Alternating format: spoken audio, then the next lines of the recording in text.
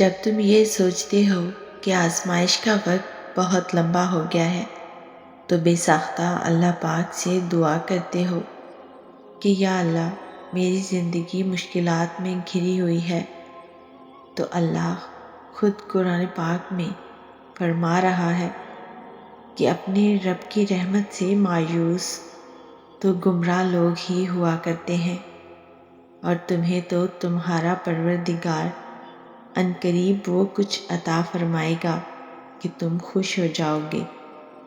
کوئی بھی مصیبت اللہ کی اجازت کے بغیر نہیں پہنچ سکتی۔ جو اللہ پر ایمان لائے اللہ اس کے دل کو ہدایت دیتا ہے، اور اللہ ہر چیز کو خوب جاننے والا ہے۔ تو غم نہ کرو، اللہ ہمارے ساتھ ہے۔ جب زندگی میں دکھ درد حد سے بڑھ جائیں، کرب اور اذیت اپنی انتہاؤں کو چھونے لگیں، تو جان جاؤ کہ کوئی نئی عطا ظہور پذیر ہونے والی ہے۔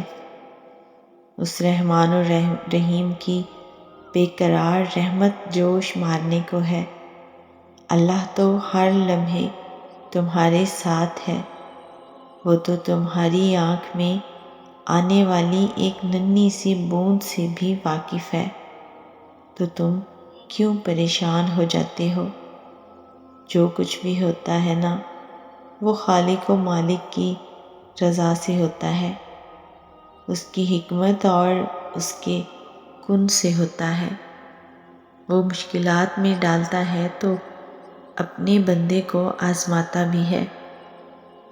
پھر جب بندہ اس کی بارگاہ میں حاضر ہوتا ہے تو وہ جانتا ہے اپنے بندے کے ہر دکھ، ہر تکلیف، ہر بات، ہر کہانی، وہ ہر طرح کی تڑپ سے واقف ہے۔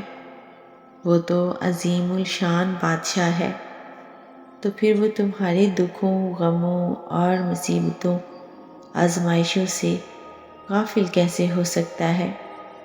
جو اندھیری رات میں پتھر پر رینگنے والی چھوٹی سی چیونٹی کی پکار کو سن سکتا ہے، تو پھر وہ کیسے تمہاری پکار سے غافل ہو سکتا ہے؟